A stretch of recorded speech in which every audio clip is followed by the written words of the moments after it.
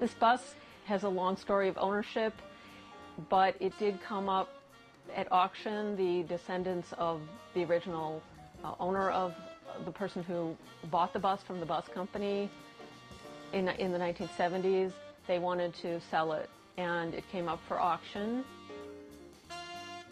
We had to make sure this was the real bus.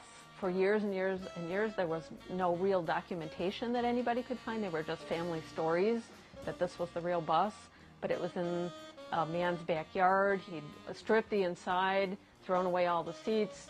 The bus was really just a shell that he stored things in, and people weren't sure they could believe the ownership story or not. An auction house found a scrapbook by a bus station manager who had saved and collected and put together a number of articles about the bus boycott from that era. And on one of the pages, which was right when the Rosa Parks incident happened, he wrote down the actual number of the actual bus and the name Blake, who was the name of the bus driver.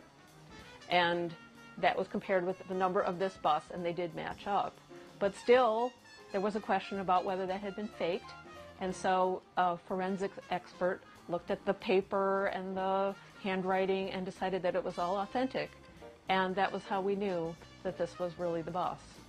So it was auctioned off, and we managed to come out the highest bidders in 2001. That was how we got this bus.